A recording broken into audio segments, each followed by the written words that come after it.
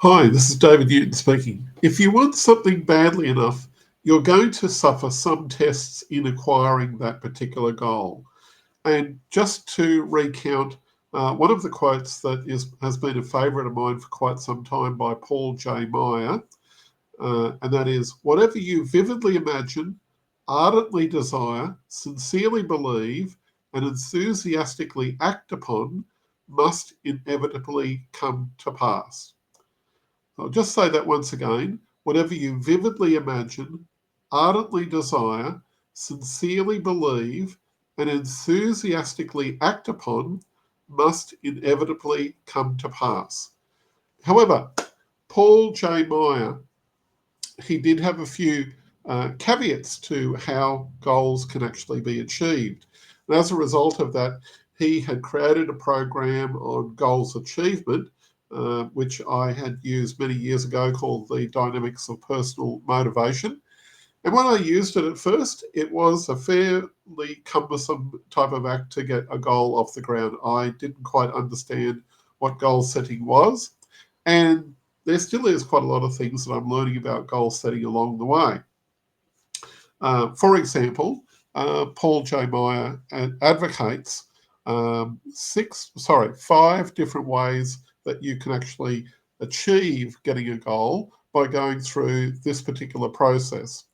The first one is crystallize your thinking. And by that, he means crystallizing, as in writing down in vivid detail what it is that you want and making sure that you've got all of the points that are regarding that detail on your goal written down. And make sure that there's a lot of clarity around the different points to do with it. Two, develop a plan for achieving your goal and a description of how you're actually going to arrive getting there for making it that achievement possible. You've got to actually have some kind of a written plan spaced out over a period of time for achieving that goal, and then to work through all of the different sections of that plan so that you have some way of achieving it in the future. Three, develop a sincere desire for the things that you want in life. As in, if you want your goal to happen, you really have to intend for it to happen. You have to want and desire for that goal to happen so much that you're willing to put in a fair bit of effort and a fair bit of thought and emotion behind making it possible.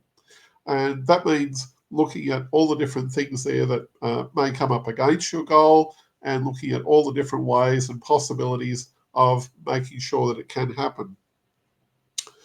Four, develop a supreme confidence in yourself and your own abilities. Look, a lot of what's going to happen with your goals isn't going to happen unless you have some confidence in yourself and to develop the supreme confidence in yourself. And that, might sound a little bit fanatical at first because, if you've come from a position where you've been knocked back on a lot of things, you might say, well, is this really possible? But you never know unless you actually try and push yourself for it. Which point number 5 of his goals achievement really sums it up quite well. And that is to develop a dogged determination to follow through on your plan, regardless of obstacles, criticism, or circumstances, or what other people say, think, or do. I'll read that one again because it's a very significant part of goal setting. Develop a dogged determination to follow through on your plan, regardless of obstacles, criticism, or circumstances, or what other people say, think, or do. Right? So if you cover those angles, of overcoming what people say, think, or do, whatever difficulties that are in your way that you're willing to go above or below, or whatever walls that are thrown up in your way, and they may be physical type of barriers, they may be uh, logistical barriers, they may be And maybe, you might need to pass an exam in order to achieve a particular goal. And you might need to have a particular ticket or something that is hanging from your wall that you have to acquire in order to legitimately go after a specific goal. Or you might have to have a funding requirement that is necessary to acquire a particular investment. So you might need to use a bit of negotiating skills, or work at some kind of a savings plan or something like that in order to make that goal happen. Whatever the obstacles are, write it out in detail, do a bit of research and find out what is necessary to achieve that goal, and then use your desire and say, look, is this goal really worthwhile? Is it really worth pursuing? And one would hope so, yes, if you really desire it sufficiently enough. But it's worthwhile going through and saying, tick that off and say, yes, I'm willing to start and move towards that goal. So going back to the quote from Paul J Meyer, whatever you vividly imagine, ardently desire, sincerely believe, and enthusiastically act upon must inevitably come to pass.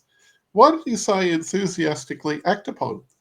Look, a lot of people probably don't really achieve much in their goals because they start out with a bit of enthusiasm and they get one roadblock, and then bang, the wind's taken out of their sails, and they say, "Oh, look, that's it. I'm walking away. I quit."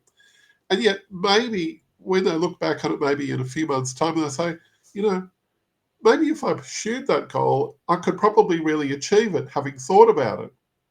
So they start again. If they really want it, of course, they'll start again and move towards that goal. But maybe you might have lost 4 or 5 months thinking that over and lost a little bit of your impetus in it.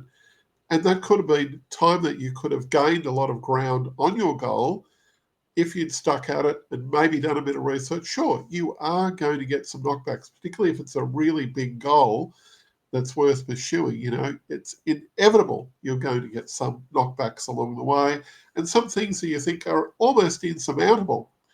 But hey, if you look to your friends, look to the people that are in your circle, your business circle, whatever the case might be, you may find the resources out there already available to you, all just for the asking. I once had a position where one of my goals to do with one of my books, I'd let it go for a long, long time, and I wanted to do it all myself, entirely by me.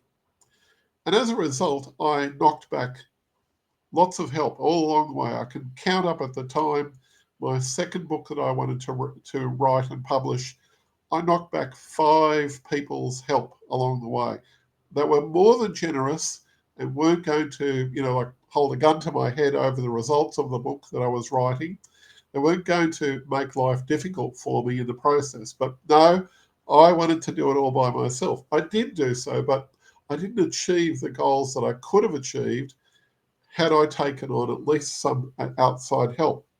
And sometimes the help that we're looking for, sometimes the um, uh, achieving a particular goal may only be just one question away, asking a friend or a relative or somebody in our circle, somebody that we work with, and they may have that solution already there for us. We just have to be willing to receive the answer that we want. So I encourage you to look at your current circle and look at what you're doing.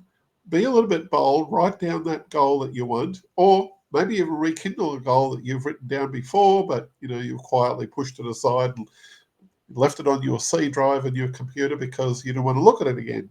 But hey, it may well be possible that you can do something about it. So I encourage you to give it a go, and by all means, let us know how you're going. This is David Newton speaking. Look forward to chatting with you again in the future.